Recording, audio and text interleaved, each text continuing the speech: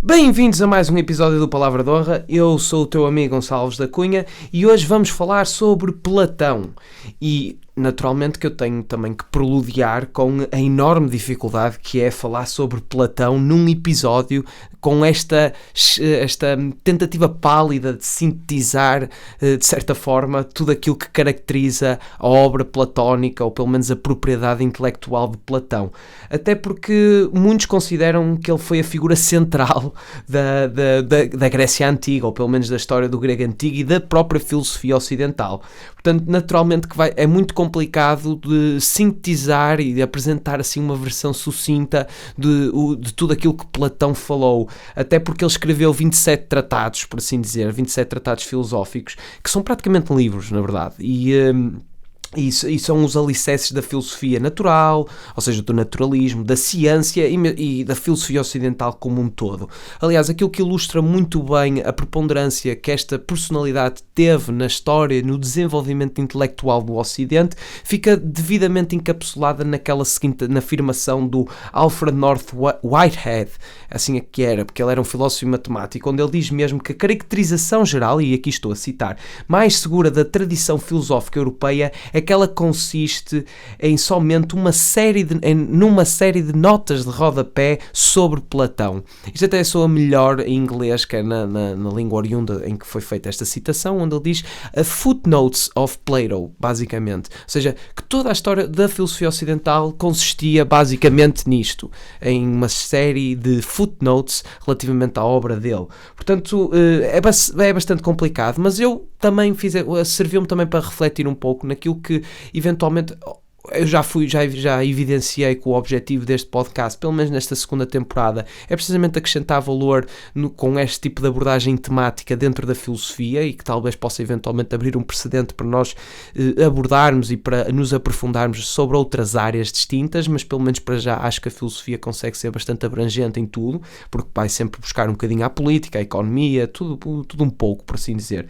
Portanto, iniciando-se pela abrangência e depois seguimos por algum tipo de especificidade, não sei, o futuro dirá, mas evidentemente que com esta inclinação temática eu pensei mesmo o que é que as pessoas gostariam de ouvir e naturalmente que as pessoas gostariam de ouvir aquilo que de certa forma melhor caracteriza os pensadores que nós vamos abordando. Portanto, nós vamos ter que nos focar um pouco naquilo que são o mais notório na obra de Platão. Portanto, eu posso já, de certa forma, preambular aquilo que nós vamos conversar, dizendo que vamos abordar um pouco estas temáticas da virtude e da moral humana, falando mais concretamente do Scala Amoris, que é a escada do amor de Platão, levando esta ideia tão popular do amor platónico. Depois vamos passar por um bocadinho da metafísica platónica, ou cosmologia platónica, como também ficou notoriamente conhecido, que é a teoria das ideias ou teoria das formas, falando até da própria alegoria da caverna de Platão, que também é bastante popular, isto deve soar familiar naturalmente, e depois para finalizar damos um pensamento sobre a organização governamental ou a forma idílica de governo que Platão também raciocinou, não é? Ele também se debruçou bastante sobre este assunto, como em toda, ou seja,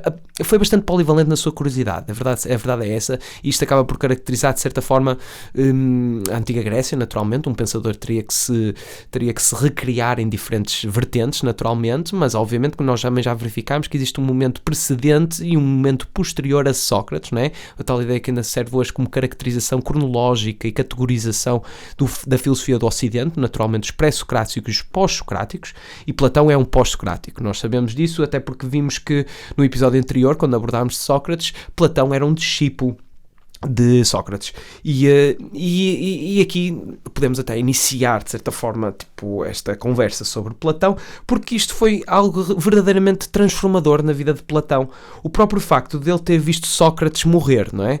Muito se pode dizer e muito se pode contestar, naturalmente, se efetivamente isso aconteceu ou não. Aliás, isto até fica isto quem escreveu esta obra que nos serve agora de certa forma para documentar ou testemunhar de certa forma, literariamente, a morte de Sócrates, foi o próprio Platão, não é, que escreveu na Apologia.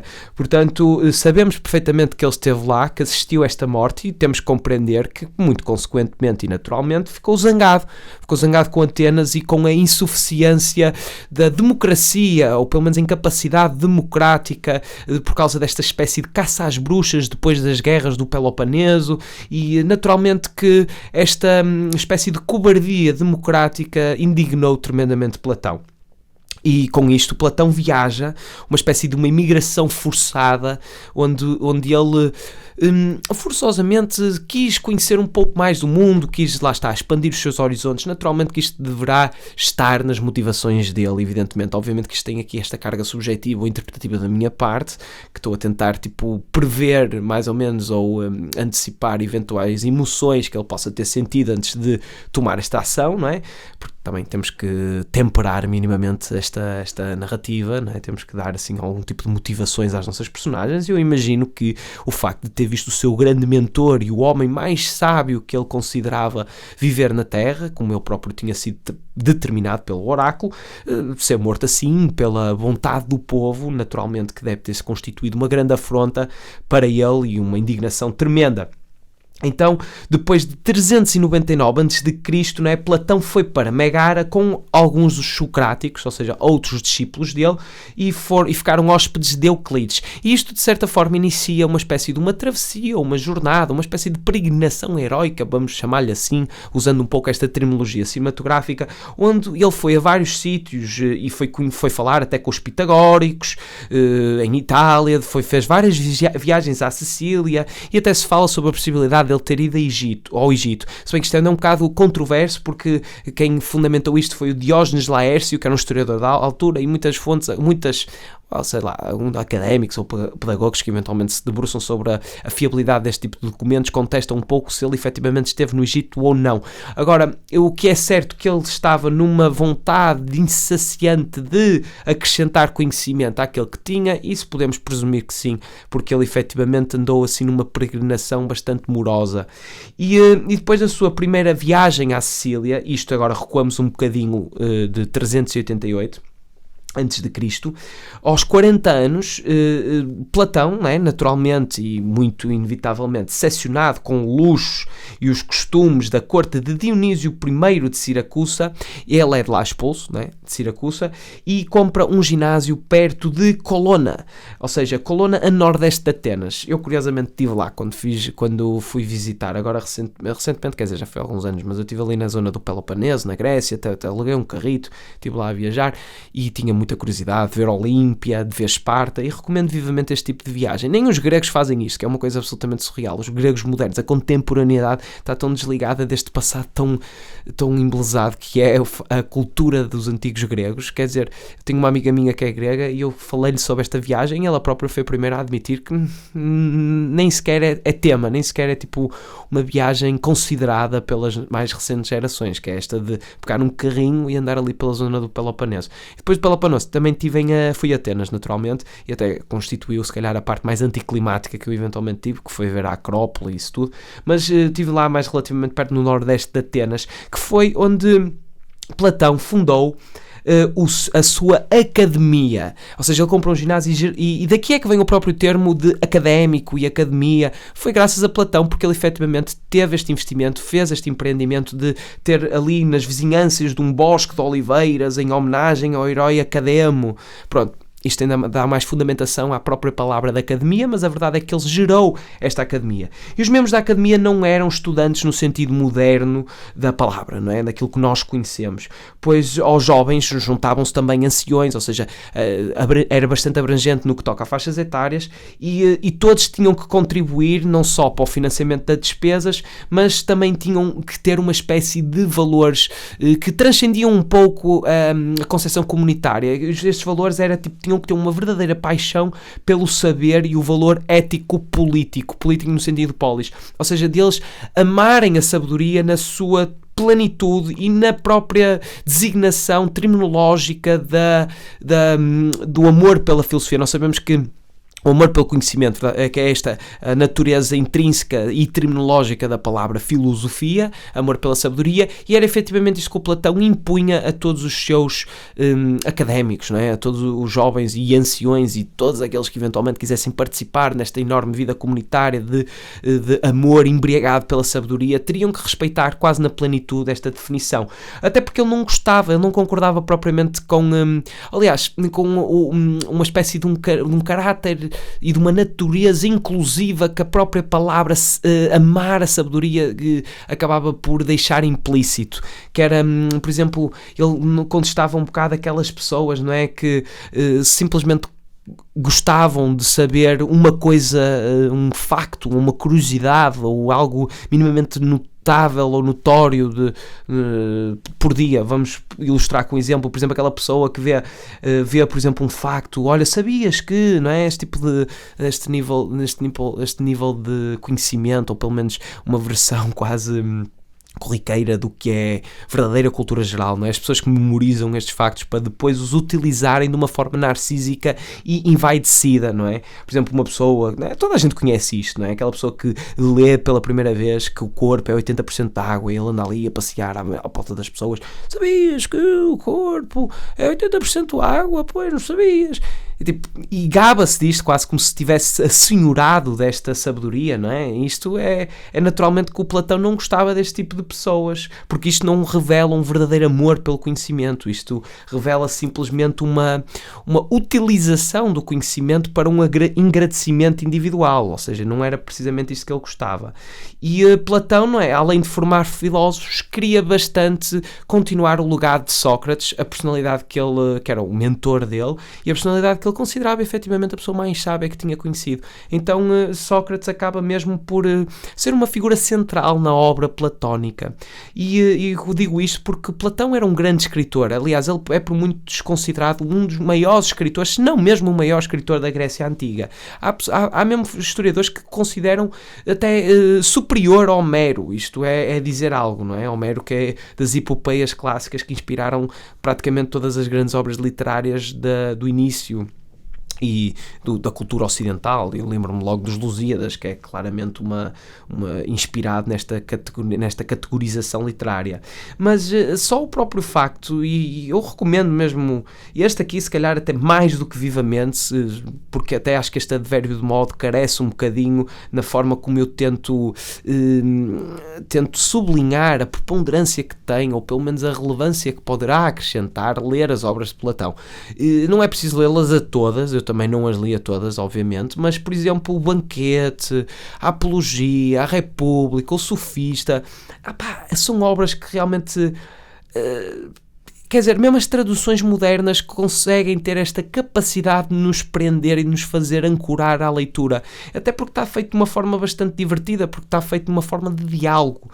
E são os tais diálogos socráticos, não é? Um pouco esta utilização do método socrático para tudo. E o Platão utiliza mesmo diversas personagens históricas, como o Górgias, o Pármenides e o Sócrates, naturalmente, sendo o Sócrates até o protagonista, ou porque caracterizar sempre a pessoa mais sábia, cujo conhecimento transcende por completo todos os outros conhecimentos adversos ou conhecimentos opositores.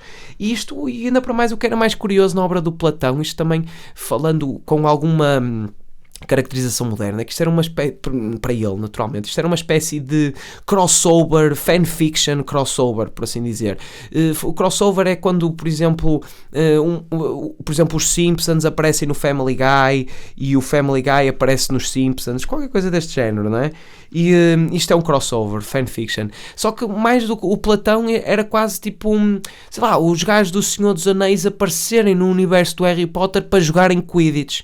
Isto usando, se calhar, tipo, dois exemplos mais populares no que toca a este tipo de literatura predominante no imaginário popular e no imaginário cultural do Ocidente. Acho que é assim que se descreve. Até porque as próprias personalidades que têm conversas e têm diálogos que nunca tiveram, né? Imaginemos, por exemplo, o Pármenides ou a falar com Sócrates. Isto não aconteceu porque não eram propriamente contemporâneos. Ou seja, é esta beleza, não é? Estão a ter conversas só para ilustrar e para expor, efetivamente, os seus pontos de vista diferentes. Ou seja, o diálogo em Platão é mais do que um género literário. É mesmo a forma que ele utiliza para fazer a sua filosofia. E lá está.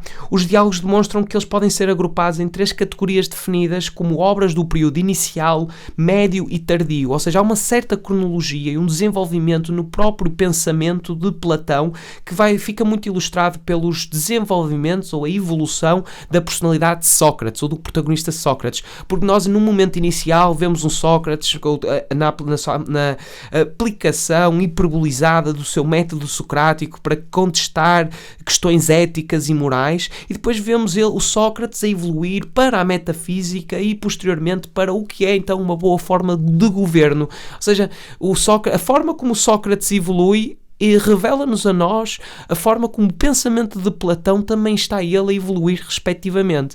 Portanto, isto acaba por ser uma boa alusão a este desenvolvimento, não é?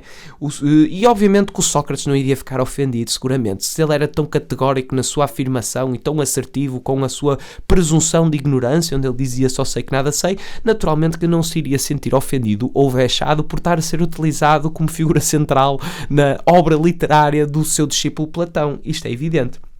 Mas lá está. Isto é bastante evidenciado precisamente no Banquete, que é esse tal livro que eu estava a recomendar inicialmente.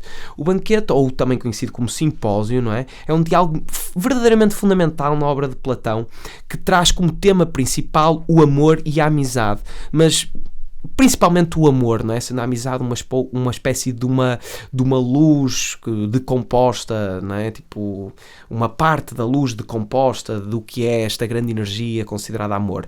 E também, antes daqui, se calhar ressalvo para fazer um bocado de alusão, é a primeira temporada do Palavra de Honra. Nós tivemos 2 episódios que se debruçaram quase inteiramente sobre o amor. Não só o amor romântico, mas o amor também como energia existencial, por assim dizer. Portanto, se eventualmente quiserem ir para ter uma caracterização mais abrangente, sem estas referências quase bibliográficas de quem é que começa a pensar e a desenvolver esta ideia, também seria bastante interessante consultar isso. Mas lá está, no Banquete, não é? Isto consistia basicamente numa espécie de um jantar, vamos dizê-lo assim, onde se acabava por assumir uns contornos de competição intelectual, onde cada uma das pessoas tinha que levantar e fazer uma espécie de discurso sobre o amor. E estava lá toda a gente, estava lá tipo os generais, estavam lá médicos, estavam lá dramaturgos, e estava lá Sócrates, naturalmente, sendo Sócrates a figura central da obra platónica e o grande protagonista dos discursos, dos diálogos platónicos, aliás, dos seus 27 tratados. Evidentemente que ele também teria que lá estar. E não só está, como também era o diálogo, provavelmente, ou o discurso, ou o monólogo mais aguardado da noite, evidentemente. Mas pronto, as pessoas vão se levantando uma a uma, começam por falar sobre o amor e é Eros, amor é um deus, é o deus mais antigo, pronto. Toda a gente faz as suas observações sobre o que efetivamente consideram ser o amor. E depois há este tal dramaturgo, que era o Aristófanes, que sendo dramaturgo, naturalmente, e tendo toda esta teatralidade, ele foi, além de bastante teatral, evidentemente, também assumiu assim uns contornos um bocado humorísticos relativamente àquilo que considerava ser amor, e faz assim um relato com uma breve história, onde, segundo ele, não é, haviam 3 géneros, ou seja, a humanidade que precedeu, de certa forma, o momento atual na altura, evidentemente, que a humanidade tinha 3 géneros, não é? Que era o masculino, o feminino e, em terceiro, o andrógeno, que é uma espécie de hermafrodita, não é? E estes seres eram inteiramente autossuficientes, até que os deuses resolveram parti-los ao meio. E dessa forma eles estariam condenados à infelicidade eterna por não serem mais completos. Ou seja, na humanidade passou-se a haver estes 3 géneros, ou pelo menos porque houve uma divisão, porque até lá eles eram autossuficientes, e o Zeus até acabou por preferir as seguintes palavras: acho que tenho um meio de fazer com que os homens possam existir, mas parem com a intemperança, tornados mais fracos. Agora, com efeito, continuou, e eu os cortarei a cada um em 2, e ao mesmo tempo eles serão mais fracos e também mais úteis para nós, pelo facto de se terem tornado mais numerosos, e andarão eretos sobre duas pernas, se ainda pensarem em arrogância e não quiserem acomodar-se, de novo, disse ele, eu os cortarei em dois, e assim, sobre uma só perna, eles andarão saltitando. Estas são as palavras de Zeus, quando Zeus e quando essa classe dos deuses do Olimpo, não é, ficaram tremendamente indignados com a irreverência dos humanos, desta humanidade, que tentaram, num jeito de revelia, tentaram contestar a autoridade divina dos deuses, e, ou seja, até se falava que estes primeiros homens, isto também está devidamente agrupado em idades, tipo a idade do ouro ou do bronze, ou assim uma coisa, ou seja, estes deuses do Olimpo tentaram fazer a humanidade várias vezes e uns eram perfeitos, outros não eram, e depois contentaram-se com esta versão que nós temos atualmente. Pronto, basicamente é isto, estou a ser muito sintético relativamente a isto, mas se eventualmente quiserem podem consultar isto, é mais ou menos deste género.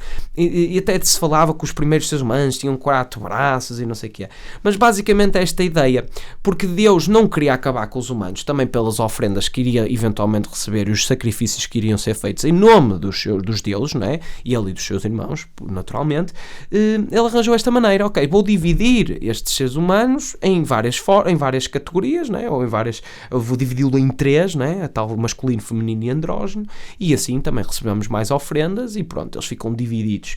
Ou seja, este resultado foi trágico, determinando assim e condenando assim o ser humano a esta natureza mutilada em duas que ansiava naturalmente pela sua outra metade. E para Aristófanes, o dramaturgo, depois de muito humor aplicado na narrativa desta história, na narração desta história, ele determina que o amor é esta ânsia, esta vontade de encontrarmos a outra metade e de nos completarmos, tudo porque os deuses nos dividiram e nos mutilaram. Uma espécie de perseguição por uma integridade. E lá está, o Sócrates, quando chega à sua vez, né, eu falo de Aristófanes porque é se calhar a história mais gira, esta ideia de ter sido mutilado, mas naturalmente que todos os discursos, ou todos os monólogos, são igualmente válidos e igualmente relevantes, e recomendo a ler este próprio livro, que é muito fácil, é curtinho, é muito porreiro. E o Sócrates, naturalmente, quer dizer, por seu discurso mais aguardado, ele contesta todas as apresentações, ou pelo menos todos os monólogos que o antecederam, e afirma que, na sua percepção, o amor é desejo. E fazem um paralelismo com aquilo que tinha sido exposto anteriormente na categorização de amor enquanto eros personificado. Mas ele diz que nós só desejamos aquilo que não possuímos. Ou seja, para Sócrates, a ação do amor, para Sócrates e consequentemente para Platão, temos que entender que Sócrates é sempre uma espécie de uma revelação do pensamento do autor, sendo o autor Platão naturalmente. Portanto, sempre que vemos o Sócrates a deliberar sobre algo, podemos presumir que Platão tem exatamente a mesma ponderação. Portanto, a ação do amor, para Sócrates, é o que garante aos mortais alcançar a imortalidade que lhes é possível. E depois Sócrates, no seu discurso, fala sobre uma aprendizagem que teve com uma sacerdotisa chamada Diotima, e que ela que o evidenciou, aliás, e foi ela que lhe transmitiu o que efetivamente era o amor, e que ela realçou, nesta conversa com ele, uma espécie de uma hierarquia sobre a concepção amorosa, dizendo que há os que concebem na alma belos pensamentos e virtudes mais do que no corpo. Mas a mais importante, disse ela, e a mais bela forma de pensamento é a que trata da organização dos negócios da cidade e da família, e cujo nome é prudência e justiça. Isto ela está-se a referir naturalmente a filhos, obras e algo construído que dê notoriedade, ou seja, uma espécie de 3 possibilidades de prolongamento do ser humano, não é? Ou seja, nós podemos eventualmente ter um filho e prolongamos-nos pela carne e damos o nosso legado às gerações futuras, ou podemos eventualmente fazer algo pela cidade, vamos supor, ou algo que nos dê uma notoriedade no momento presente e alguma reputação, e nós também nos estamos a estender em obra, por assim dizer, e depois também temos precisamente a tal ideia de construir algo, uma espécie de uma obra, ou seja, podemos também ter esta terceira maneira de nos prolongar, no sentido em que fazemos uma obra que irá marcar a humanidade de alguma forma, que ironicamente até acabou por ser muitas das obras e desses tais tratados de Platão que acabaram por ter essa influência tão preponderante para o desenvolvimento intelectual da humanidade, ou seja, isto é uma espécie de uma terceira possibilidade de prolongamento da espécie, muito à semelhança, por exemplo, das ideias do Da Vinci, nestas concretizações abstratas que ele teve, no pensamento empreendedor do Nikola Tesla, ou seja, que prescindiram das outras duas formas, não é? Eles, principalmente o Tesla, que não teve filhos, e mesmo Newton também não teve, mas acabaram por ter uma obra de enorme relevância para o desenvolvimento intelectual da espécie, ou seja, isto acaba por ser uma terceira via de prolongamento da carne, por assim dizer. Neste aspecto será mais concretamente até do espírito. Mas lá está, por esse motivo, para Sócrates, o amor é antes de tudo carência e procura, ou seja, a perseguição por aquilo que não temos. É sempre esta espécie de perseguição, daí tipo ser um bocado inalcançável, não é? Para esse aspecto. Ou seja, para Sócrates o amor não seria um Deus, como tinha sido apresentado anteriormente num dos discursos antecedentes numa das pessoas presentes no banquete, não é? E sim uma entidade intermediária entre homens e deuses. Era quase uma espécie de intermédio que acaba por relacionar ambos. E para Platão, o amor, não é? É uma espécie de escada, uma espécie de escadaria, e ela até ficou comumente designada por Scala Amoris, ou seja, isto é uma escala, aliás, que provavelmente irá ter, aliás, seis andares, sendo o primeiro andar é o sentimento de amor, ou pelo menos mais imediato, que é a tal atração por um corpo lindo em particular, não é? Ou seja, este é o ponto de partida, quando o amor, que por definição é um desejo por algo que não temos, é primeiro despertado pela visão da beleza individual. Esta é a primeira manifestação de amor, talvez na sua natureza mais superficial. No segundo grau, vamos chamar-lhe assim, e cumprir concretamente a analogia, temos todos os belos corpos. Ou seja, de acordo com a teoria das ideias platónica, todos os corpos belos compartilham algo em comum, algo que o amante acaba reconhecendo.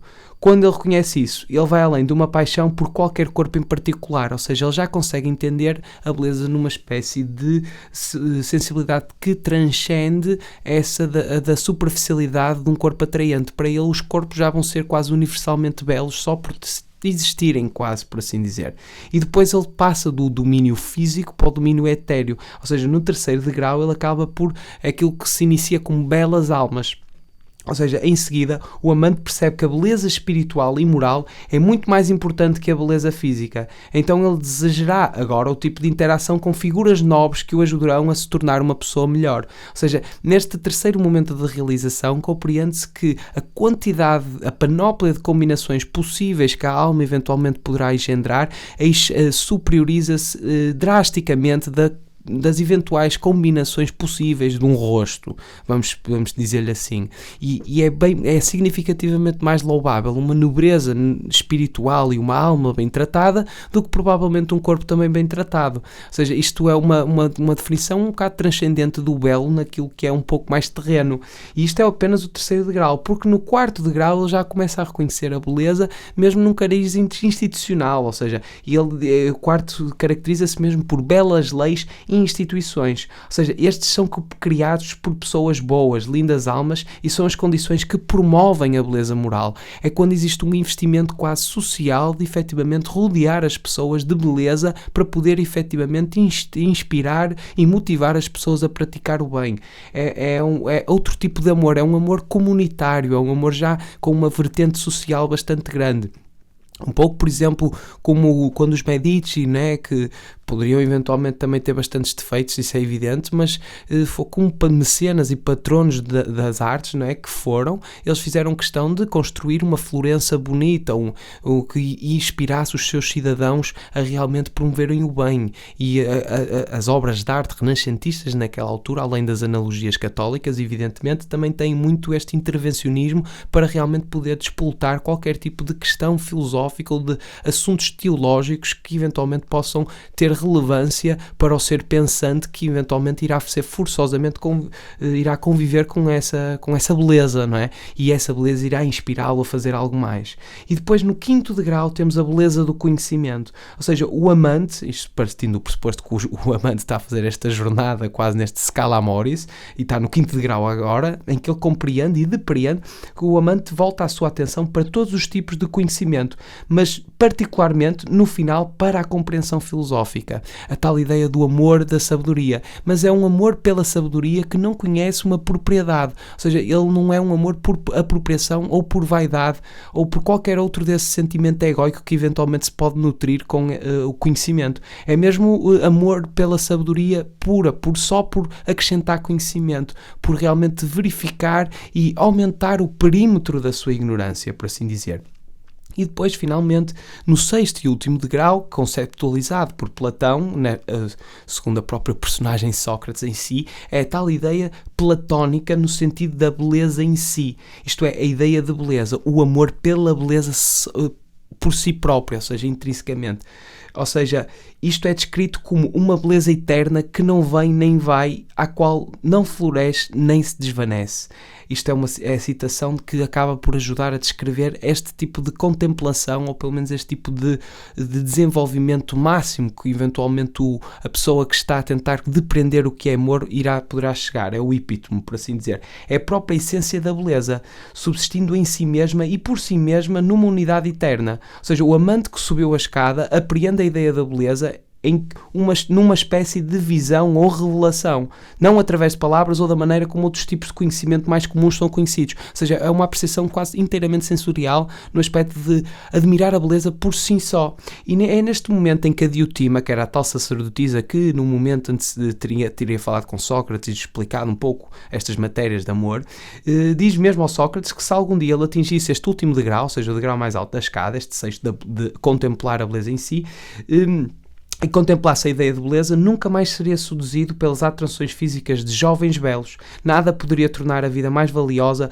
do que desfrutar desse tipo de visão, porque a ideia da beleza é perfeita e inspirará sempre a virtude naqueles que a contemplam. É um pouco esta ideia derradora e realmente assoberbada que existe neste tipo de amar o belo, amar a vida, entender a vida realmente como um belo e conseguir depreender a beleza de tudo o que nos rodeia. E isto é quase uma capacidade, ou pelo menos uma competência realmente bastante rara. Mas isto é o máximo do amor. Agora, naturalmente, e eu já disse anteriormente, para visitar os 2 episódios da primeira temporada em que me debrucei quase concretamente sobre o amor e falei muito mais anárquico, sem esta inclinação temática, porque a verdade é que o amor também pode ser a decomposição de uma luz branca, quase utilizando essa analogia, não é? Onde temos no roxo uma espécie de libido freudiana, não é? Desse tal apetite, ou pelo menos o primeiro degrau desta scala amoris, e no terceiro teremos então se calhar esse HP, essa beleza pela caridade divina, por assim dizer. E HP é mesmo um termo platónico nesse aspecto.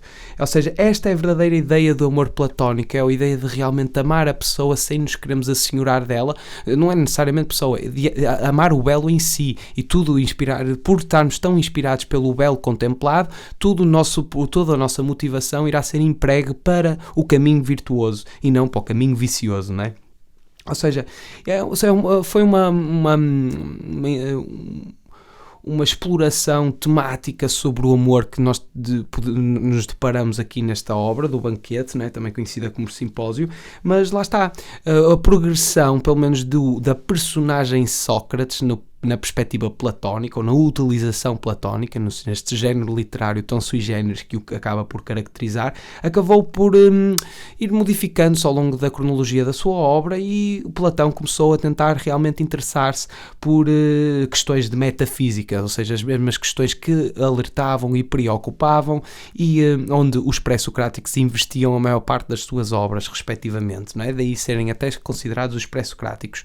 E nós já falámos anteriormente, assim, muito vagamente, que era a teoria das ideias. Ou seja, e o que é isto, a teoria das ideias e a teoria das formas? Muitos de vocês conhecem claramente a analogia, que realmente simplifica e é brilhante nesse aspecto, ou pelo menos já podem ter eventualmente ouvido assim, que é a caverna de Platão, e que foi uma analogia utilizada, muito semelhante, por exemplo, ao gato de Schrödinger, ou seja, uma ideia assim abstrata que acaba por explicar muito bem um pensamento que ainda é complexo. Aliás, a teoria das ideias ou a teoria das formas, isto é válido, tanto um como o outro querem dizer a mesma coisa relativamente à obra de Platónica, foi realmente um pensamento complexo, mas lançou as bases e os alicerces da epistemologia, que basicamente é o que nós sabemos e como é que nós sabemos. Pronto, epistemologia é este ramo da filosofia, por assim dizer.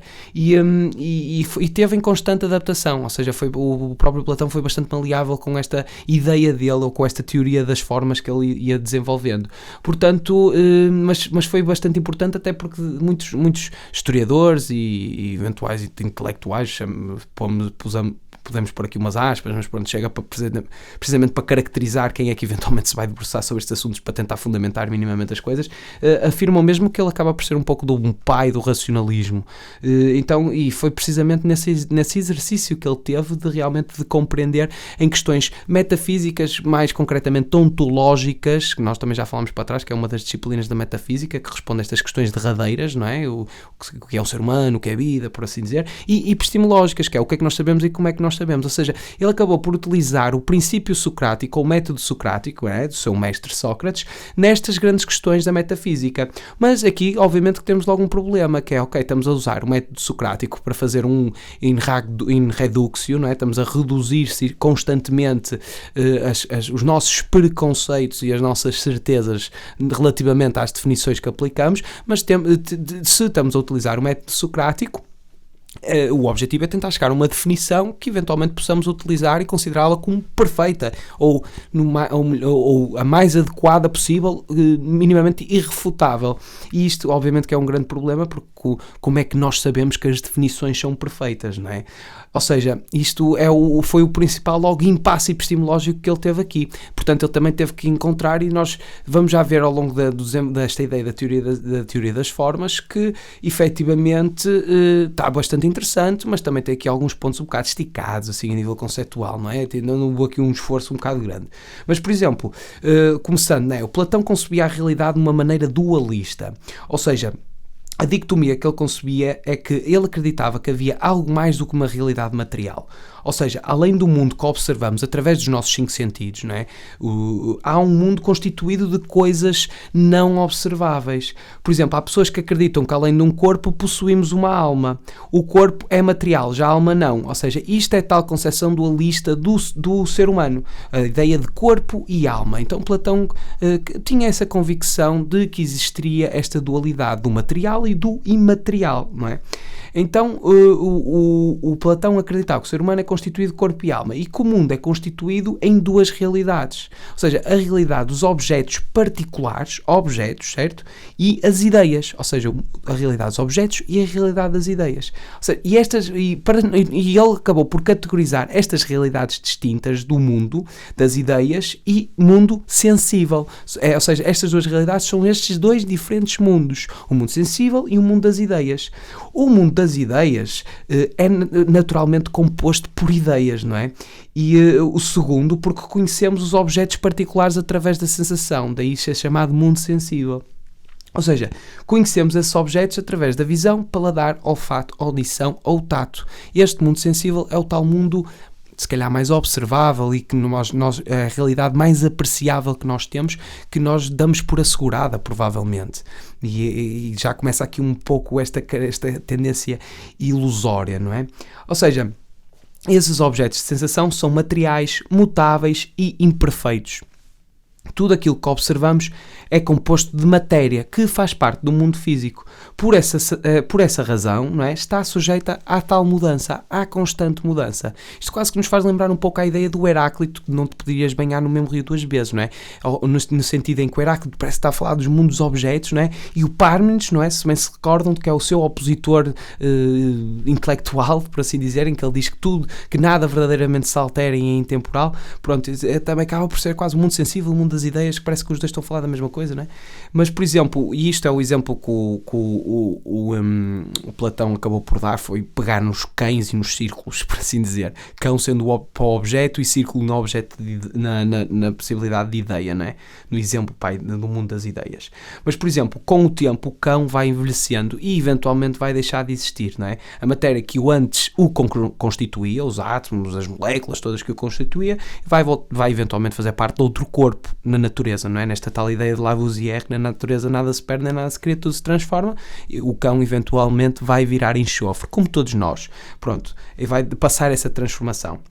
Ora, os objetos da sensação, não é, também são imperfeitos. É bastante simples de compreendermos isso. E para compreendermos isso precisamos utilizar agora um círculo, em oposição ao cão no mundo dos objetos. Ou seja, temos o conceito do círculo, uma ideia de círculo. Mas quando nós vamos a desenhar esse círculo na areia da praia, ele não sai perfeito, não sai como nós idealizamos, não é? Ou seja, toda a realidade material carrega consigo essa imperfeição, em maior ou menor grau, mas nunca vai ser comparável à perfeição do nosso mundo idílico. Estão a entender esta particularidade de eu posso pensar num círculo inacreditável, mas vou desenhá-lo na areia, na praia, né? Eu presumo que este exemplo tenha sido utilizado, acho que estou a citá-lo mesmo ipsis verbis da altura na obra platónica, na metafísica ou na cosmologia platónica, porque efetivamente devia ser uma prática comum, acho que a geometria era feita nas areias da praia, não é? Mas lá está. Concebemos uma ideia como algo mental, ou seja, a ideia de cão, e agora falando sobre a ideia de cão, por exemplo, nós pensamos que está na nossa mente a ideia de cão e que não está o cão aí para ir a ladrar, não é? Ou seja, cães particulares, o meu cão, o cão do vizinho, existe na realidade e não apenas nas nossas mentes. Ou seja, se efetivamente nós já pensarmos em cães particulares mentes, nós já estamos a ter a ideia com base na observação. Mas se nós tivermos a observação, é aquela tal ideia até de própria ambiguidade de o que é uma cadeira para ti, o que é uma cadeira para mim, o que é uma mesa para ti, o que é uma mesa para mim, o que é uma árvore. Ou seja, uma pessoa nunca sabe bem se está a falar efetivamente das mesmas definições quando está a comunicar, não é? E nós damos por assegurado muito destes conceitos que nos parecem simples, mas quer dizer, realmente há muitos cães, não podemos dar por assegurado, não é? Ou seja, mas a ideia geral de cão, essa está presente apenas na nossa mente. E o Platão pensava de maneira diferente. Ou seja, não é difícil de aceitar que uma ideia seja imaterial. Ou seja, como imaginar que a ideia que tenho de cão seja feita de matéria. Ela faz parte da nossa mente que não pode ser feita de matéria. Que combinação de átomos, por exemplo, formaria a ideia de cão que temos na cabeça? Ou seja, começa-se a complicar. Isto é quase uma perspectiva, ou pelo menos uma relação. Isto parece que fica complexo, não é? De certa forma, porque isto, no fundo, não passa de um exercício quase com o mesmo princípio de raciocínio matemático. É isto que ele está a juntar as coisas, ou seja, a ideia de cão, o cão em particular, tipo, o cão que existe, o cão no nosso imaginário, estes conflitos todos para se entender. Ou seja, as ideias são imutáveis. Por exemplo, esta é a conclusão a que ele chega. A nossa ideia de círculo é a mesma da de Euclides. Euclides, aquele especialista em geometria que até conseguiu determinar que havia 40 km que separavam um polo do outro, que a Terra era redonda e achatada nos polos, pronto. Isto é uma pequena curiosidade sobre o Euclides. Mas lá está, 2 mais 2 somam 4 hoje. E isto o resultado desta soma é exatamente igual à que pensavam os gregos. E ninguém pode dizer, por exemplo, que tem uma ideia de círculo quadrado. Porque nesse caso, Platão diria que a pessoa em questão não tem uma ideia verdadeira do que é um círculo. Já que o que é um círculo realmente não muda. É igual para todos, em qualquer época e lugar. Esta é a tal perfeição das ideias. E do que é verdadeiramente imaterial. Ou seja, e qual é a relação que as coisas mantêm com as ideias? O que é que veio antes? As coisas ou as ideias? Lá está, esta é que é outra questão dentro da ontologia e da metafísica, que é o que é que vem primeiro, se vem as ideias ou se vem nesta oposição de dois mundos, tem que haver um mundo que principiou o outro, ou que está na causalidade do outro, né? E sendo o outro consequência naturalmente. Mas para Platão as ideias não são ideias mentais, não são quase criadas de singular para singular. Ou seja, não são coisas que estão na cabeça das pessoas. Ou seja, não fomos nós que as formamos. Além disso, também não são formadas a partir da observação de objetos particulares. E isto é que é talvez o ponto mais polémico de Platão, não é? Porque ele diz mesmo que as ideias existem antes dos objetos particulares. Ou seja, Platão, no fundo, pegando o exemplo dos cães e dos círculos, que ele tanto dá na obra dele, Platão está a dizer que a ideia de cão existe antes do próprio cão. Ou seja, para entendermos isto, é mesmo importante conhecer então a tal cosmologia platónica, não é? A forma como ele concebia a origem do cosmos. Ou seja, é tal a questão que inquietava tanto os pré-socráticos, que é qual era o elemento primordial, se eram vários, que o Empédocles até disse que eram vários. Ou seja, mas para a ideia, para Platão, tudo o que podemos perceber à nossa volta foi criada por um ser divino, uma espécie de muito semelhante ao nosso Deus abraâmico, mas ele chamava este ser de demiurgo. Demiurgo, é verdade. E este fez todas as coisas a partir do modelo. Este ser fez todas as coisas a partir do modelo. Uma forma, ou seja, uma ideia já existente. Por exemplo, isto pegando novamente nos dois exemplos citados anteriormente, ele contemplou a ideia de cão e a partir disso criou cães em particular. Naturalmente criou lobos, não é? Os cães é que foram domesticados pelo ser humano. Mas pronto, isto é o exemplo só para tentar facilitar e tentar tornar mais apetecível, mas não há nada como ler Platão. Eu se calhar até estou a fazer um trabalho muito pálido comparativamente à literatura tão lúdica e recreativa que Platão tem nas suas obras. Mas lá está, ele contemplou a ideia de beleza e a partir disso criou diferentes objetos nos quais essa ideia está presente. Portanto, para Platão, o mundo dos objetos que vemos à nossa volta é uma cópia das ideias que já existem e sempre existiram. E isto é que esta que é verdadeira. O sentido em que tudo é cópias de ideias. E a melhor maneira de entender, então, ou seja, isto é quase puro, é quase tipo a matemática da ontologia e da cosmologia platónica.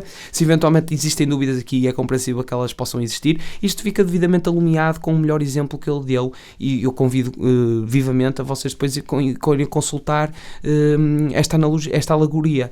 E a alegoria da caverna, ou seja, a caverna de Platão. Basta porem isto no Google ou no Yahoo, se eventualmente usarem outro servidor de busca, e vão encontrar de imediato muita informação relacionada com isto, e eu recomendo mesmo a verem isto, porque isto é mesmo muito interessante. Ou seja, no livro da República, é lá que está, se quiserem até podem ler o livro e podem ir diretamente à fonte, é sempre mais recomendável, naturalmente. Platão conta esta tal alegoria para ilustrar vários aspectos do seu pensamento. Ou seja, ele convida mesmo o leitor a imaginar uma espécie de uma caverna, e aqui eu estendo o convite dele, naturalmente, ou seja, uma caverna na qual se encontram várias pessoas amarradas desde a sua infância, de tal forma que são incapazes de ver outra coisa senão o fundo dessa caverna. Ou seja, elas são incapazes de se virar e olhar em direção à saída e ver a luz do dia e as coisas que existem no exterior. Elas estão mesmo amarradas, só olhar em frente nesta caverna. E a única coisa que viram desde o seu nascimento são sombras de animais, pessoas e objetos projetados por uma fogueira na entrada da caverna. Há uns que dizem que é fogueira, outros dizem que é luz, acho que varia também um bocado com a sua tradução, mas pronto, é a mesma coisa. Ou seja, sombras de animais, pessoas e objetos projetados por a fogueira, né, da entrada da caverna. Comparando a situação, por exemplo, com o cinema moderno. Podemos dizer que é como se os prisioneiros de Platão vivessem acorrentados a um cinema que projeta constantemente sons e imagens ao longo de todas as suas vidas, ao longo da duração das suas vidas. Então, Platão pergunta, né, primeiramente, para esses prisioneiros o que é a realidade.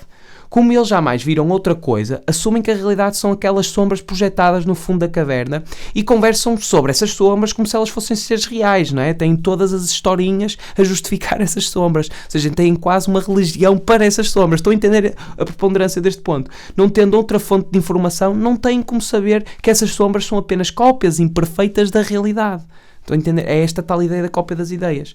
O Platão, a seguir, pergunta o que é que aconteceria se um dos prisioneiros, eventualmente, tivesse, depois de muito tempo, a oportunidade de se libertar e poder observar a verdadeira realidade.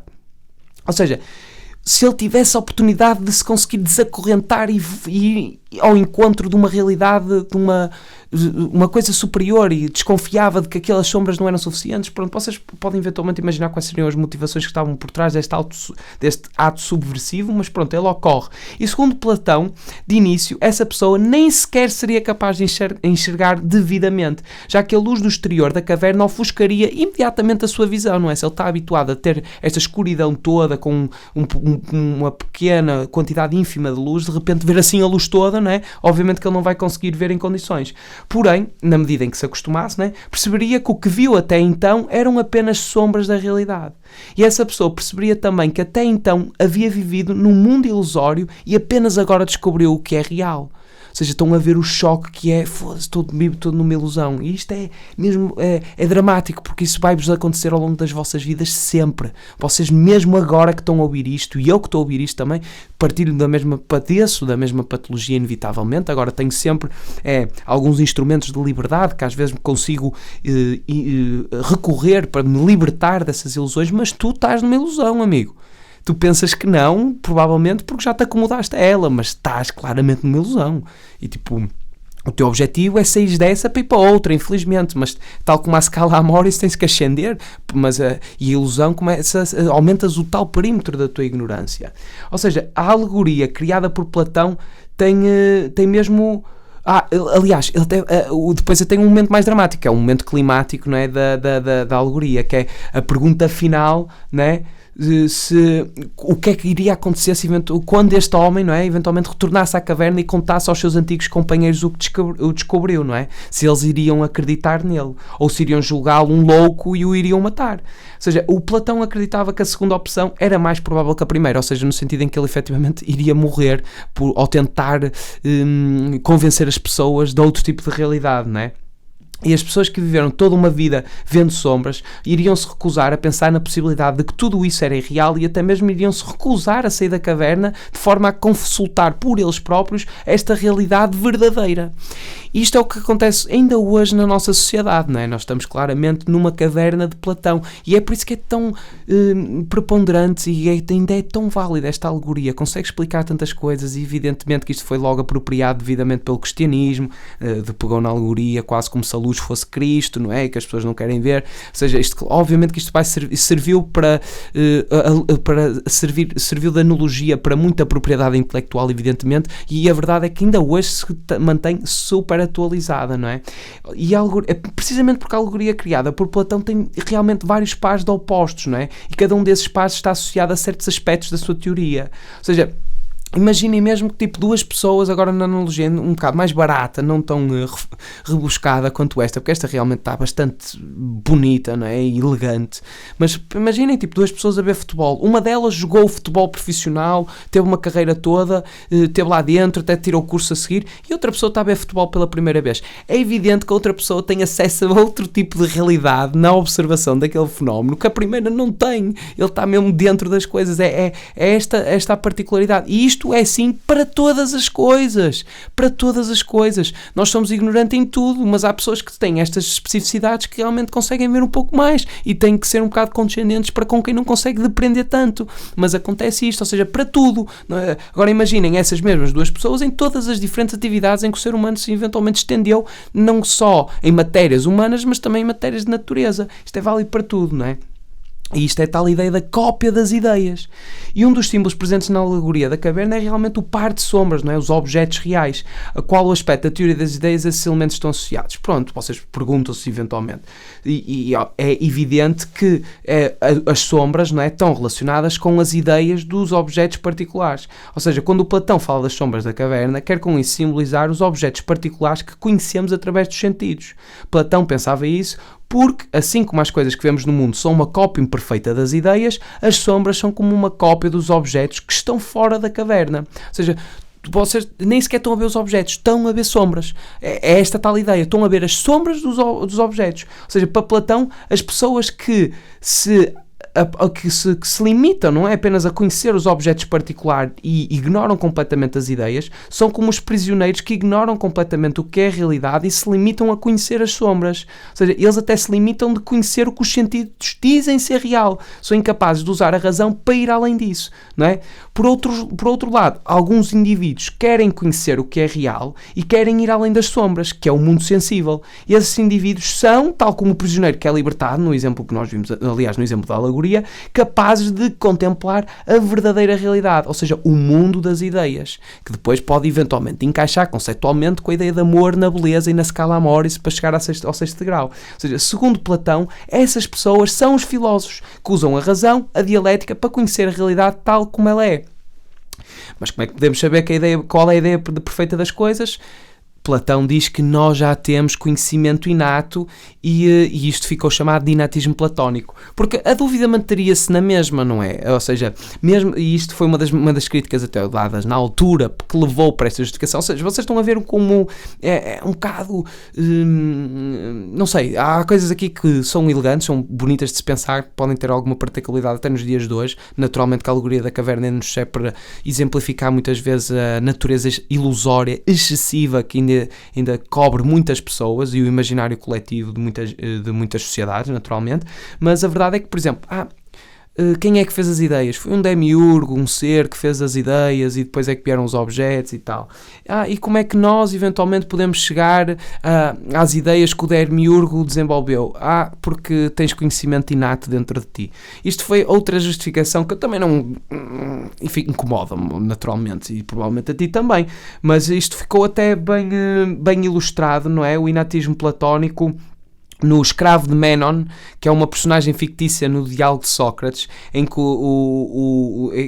escrito por Platão, naturalmente, em que o Sócrates demonstrando o seu método de questionamento e renicência, né, interroga um rapaz escravo que trabalha na casa de Menon. E pronto, lá está, e ele começa a dizer, né, faz 2 riscos e tal, quanto é que achas que é a área, não sei o que mais, e só com este método socrático o escravo aparentemente tem esta capacidade de geometria dentro dele, apesar dele inicialmente ignorar por completo a arte da geometria. Isto é para dizer que todos nós já temos esse conhecimento e que estudar simplesmente é descobrir o conhecimento que nós já temos. Descobrir mesmo no sentido etimológico da palavra. Descobrir. Ou seja, o inatismo platónico afirmava mesmo que a alma precede o corpo. Ou seja, todo o ser humano já detém o conhecimento armazenado na sua alma de encarnações passadas. E sempre que o indivíduo encarna, já teria a sua base de conhecimento pronta. É mais uma justificação metafísica, quase puramente metafísica, não é? Para esclarecer como é que nós eventualmente poderíamos chegar a algum momento à definição das ideias de uma forma perfeita, semelhante àquelas que o demiurgo tinha projetado, que é a tal ideia mas só os filósofos é que chegariam, naturalmente, porque só eles é que iriam sentir-se eventualmente confortáveis com essa luz que provocaria cegueira a tantos outros que iriam rejeitar essa luz para continuarem a ficar com o seu mundo irreal e projeções de sombras.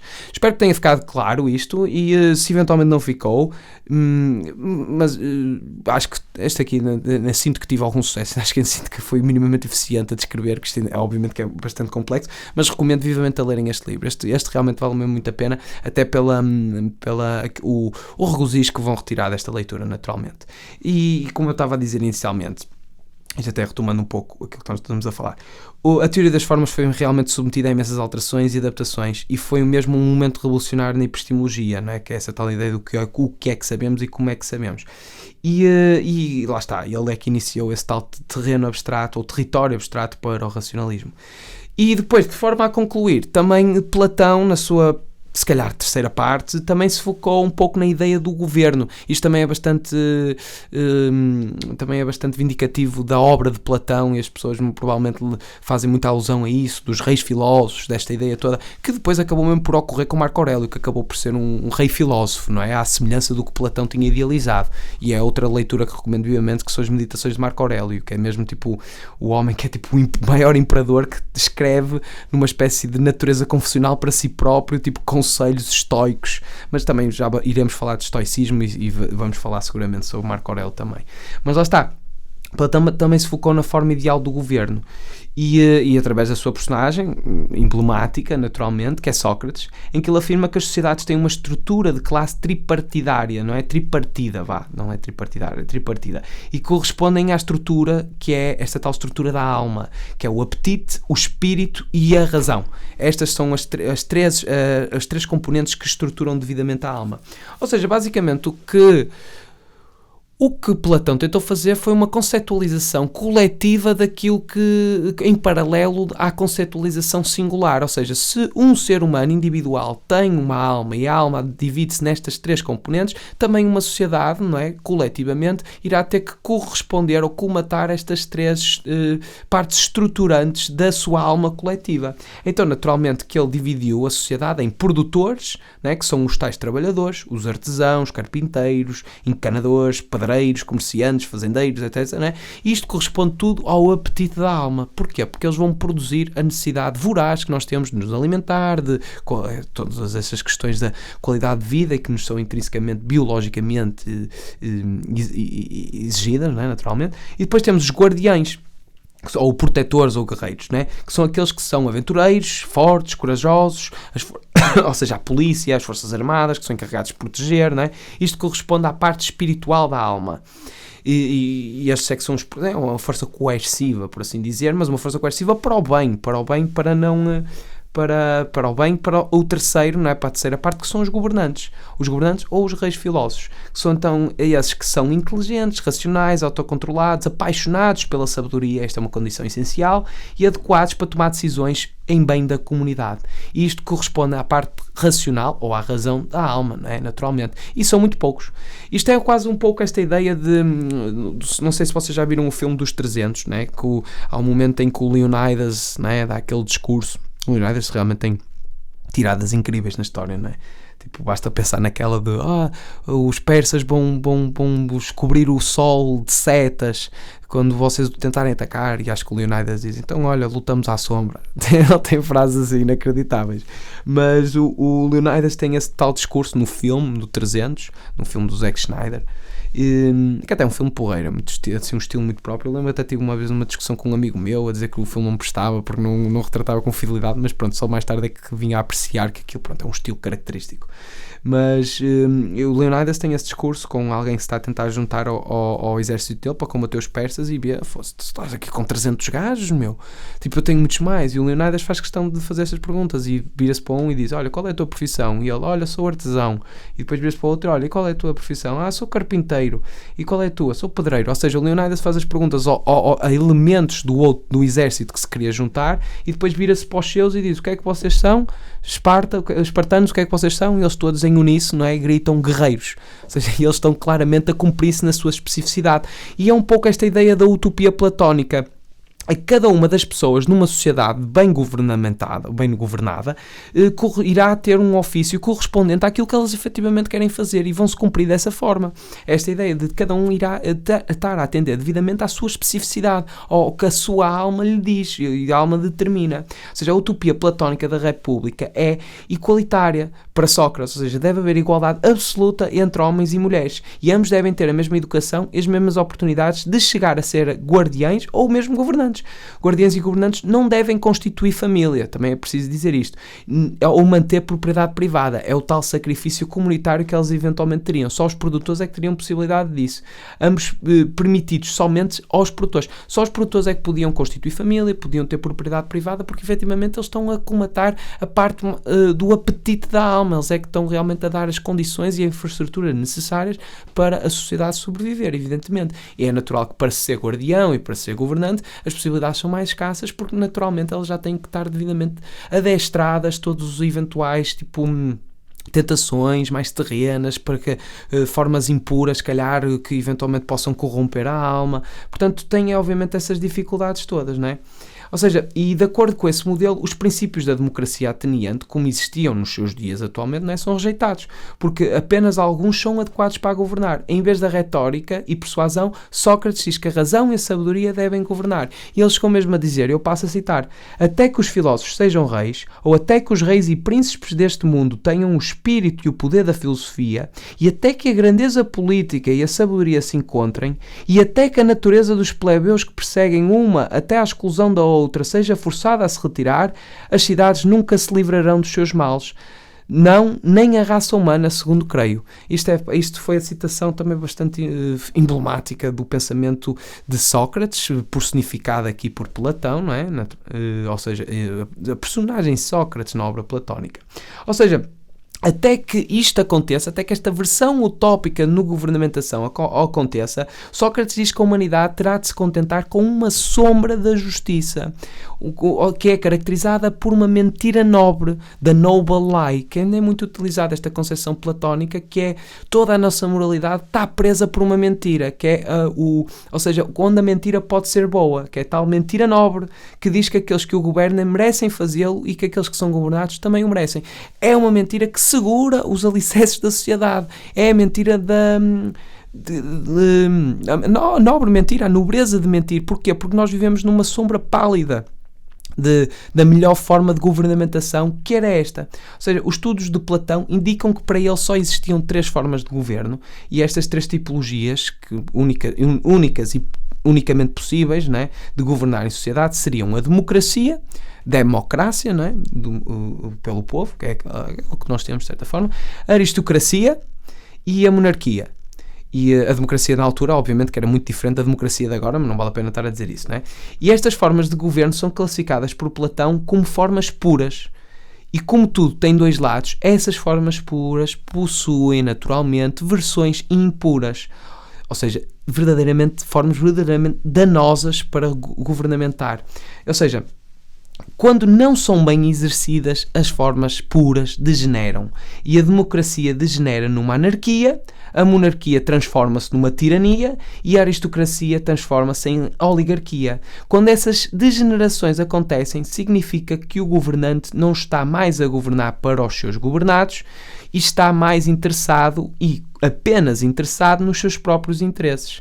Ou seja, o democrático, segundo Platão, corrompe-se pelo seu desejo de liberdade. O aristocrata é corrompido pelo desejo de riqueza e o monarca, para se manter no poder, utiliza e serve-se da violência. E essas são as degenerações destas 3 formas puras para estas 3 formas impuras. E para ele diz que a melhor maneira para se governar em sociedade é com uma aristocracia, onde existe um tal conjunto de reis filósofos que são movidos pelo amor, por esse HP, por esse degrau 6º da Scala Amoris que nós falámos, que é a beleza que o inspirará a atos virtuosos, porque ele já aprendeu a contemplar na sua pureza total e tenha um amor pela sabedoria que não leva a querer assenhorar-se e envaidecer-se com o conhecimento que eventualmente poderá angariar ou com o combate constante à sua perpétua ignorância, não é? Porque é preciso compreender que nós nunca somos, no máximo somos um pouco menos ignorantes, mas vamos continuar sempre a ser bastante ignorantes. É uma inevitabilidade para a vida, não é? Tal princípio socrático, só sei que nada sei. E Sócrates, ao fim e ao cabo, era o protagonista das obras platónicas. Ou seja, como podemos ver e como fizemos esta revisão do episódio toda, Platão, é como eu digo, foi mesmo, atacou tudo, falou sobre várias coisas, e era, como eu estava mesmo, como eu disse inicialmente no episódio, o Alfred North Whitehead, né, que disse mesmo, a caracterização geral mais segura da tradição filosófica europeia é aquela que consiste numa série de notas de rodapé sobre Platão, e que nós já conseguimos entender bem, e muito mais poderia ser dito, que acreditem, e isto parece que é bastante tempo este episódio, mas asseguro-vos que é uma versão sucinta e muito simplificada do que esta personagem quase mitificada intelectualmente que é Platão contribuiu. Foi mesmo preponderante até para o que se avizinha. E no próximo episódio vamos ver mais desta influência, e nos episódios sucessivos também vamos ver sempre um pouquinho de Platão ali lá presente, portanto eventualmente vamos retomar, e naturalmente que eu volto a acabar com o mesmo chavão, e acho que já vai ficar a caracterizar sempre esta parte final, que é: nós estamos no ombro dos gigantes. A verdade é essa. Este foi o episódio do Palavra de Honra e já sabes, se é uma chama sem parecer selo, eu sou o teu amigo Gonçalves da Cunha e vemo-nos no próximo.